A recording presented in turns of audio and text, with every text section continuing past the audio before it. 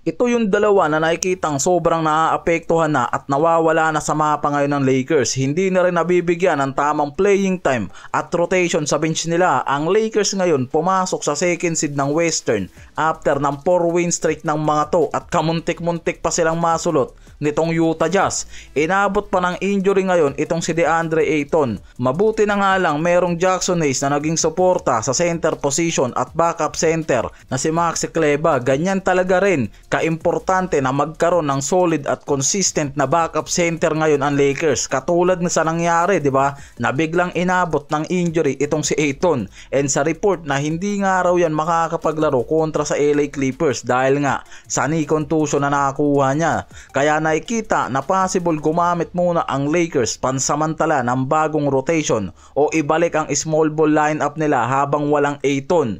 Ang Lakers nasa bagong rotation na ngayon at meron talagang mga player na nakikita ng mga scout na sobrang naapektuhan sa pagbabago dito ng rotation, sistema at ibang mga key players sa bench. Ayon sa Lakers insider tulad ni Buha, may posibilidad na hindi kasama talaga si Kinnick sa inaasahang 10-man rotation ng Lakers para sa season na to.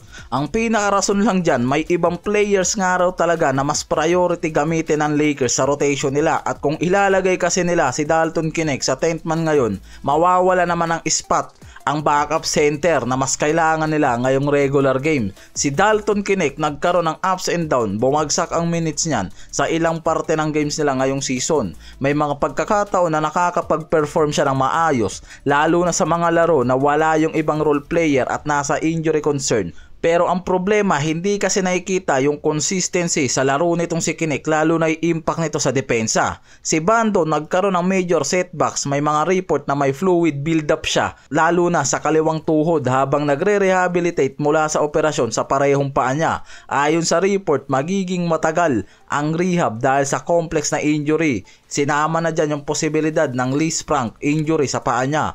Kaya dahan-dahan lang ang proseso sa pagbabalik niya sa form. Inaasahan ng Lakers na bumalik siya sa early January ng season kung maganda ang progress sa rehab niya. Kaya ngayon wala rin talaga yan sa rotation ng Lakers kasama si Kinnick. Hindi pa complete na eliminated sa rotation to pero ang posisyon niya mahina na ngayon. May mga report pa na pwede nga raw siyang maging odd man out sa top 10. At yung role trade value niya ngayon mas bumababa dahil sa preseason struggles. Si Vanderbilt limitado pa ang papel dahil sa injury, nagre-rehab mula sa operation. Sa knee injury issue niya kaya hindi pa sure kung kailan siya magiging regular sa rotation, depende sa magiging recovery. Kaya ngayon ang nakikita dyan na rason kung bakit bumababa ang minutes at nawawalan ngayon sa rotation itong si Kinnick at Bando, dahil nakikita sila ng front office bilang isang trade chips. Sa kaso ni Kinnick, ang Lakers balak talagang gamitin siya para makakuha ng center o iba pang front court na mas kailangan nila.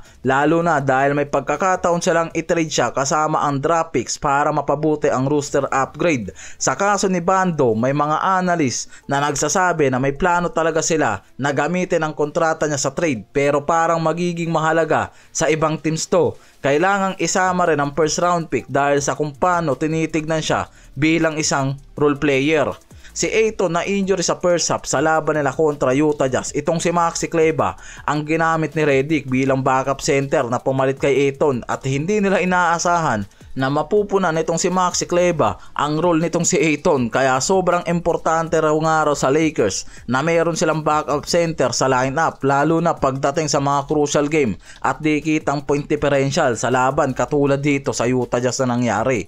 Napilitan nga lang raw talaga itong si Redick na gamitin si Maxi Kleber dahil nga sa biglang rule out nitong si Ayton sa laban na yan. Mas kakaunting minutes lang ang meron to kumpara kay Ayton pero kailangan nga raw mapunan yung pagkawala nitong si Ayton dyan. Pero nakita nga na kahit hindi malaki ang naging impact niyan sa opensa, meron niyan 2 points, 3 rebounds, 1 block sa 4 minutes. Mahalaga ang ginawa nitong si Kleber sa depensa at intangibles o mga bagay na hindi laging nakikita sa statistic game niya. Naging malaki yung impact nitong si Kleber pagdating sa interior at paint.